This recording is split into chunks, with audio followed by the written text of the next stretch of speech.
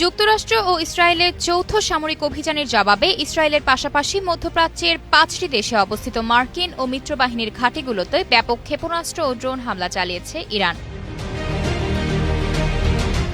এই নজিরবিহীন আগ্রাসনের কয়েক ঘণ্টার মধ্যেই পাল্টা আঘাত শুরু করে ইরানের বিপ্লবী গার্ড বাহিনী আইআরজিসি। তারা স্পষ্টভাবে জানিয়ে দিয়েছে যে মধ্যপ্রাচ্যের সব মার্কিন ও ইসরায়েলি স্থাপনায় এখন তাদের বৈধ লক্ষ্যবস্তু এবং এখন আর কোনো রেড লাইন অবশিষ্ট নেই। ইরানের স্থানীয় সংবাদ সংস্থার তথ্য মতে উপসাগরীয় অঞ্চলের কৌশলগত সামরিক গুরুত্বপূর্ণ স্থাপনাগুলোতে সুনির্দিষ্ট হামলা চালানো হয়েছে। এর মধ্যে রয়েছে বাহরাইনে অবস্থিত মার্কিন নৌবাহিনীর ৫ম নৌবহরের সদর দপ্তর, কাতারের আল উদেই বিমান ঘাঁটি, কুয়েতের আল সালেম বিমান ঘাঁটি এবং সংযুক্ত আরব আমিরাতের আল দাফরা বিমান ঘাঁটি।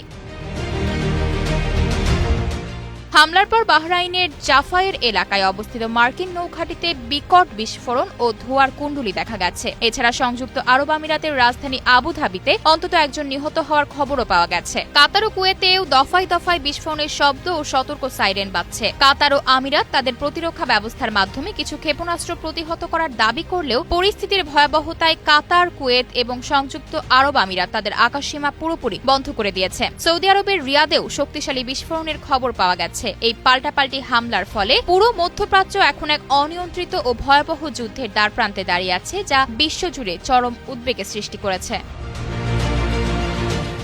আয়েশা অর্থী, নিউজ ডেস্ক, গ্লোবাল টেলিভিশন।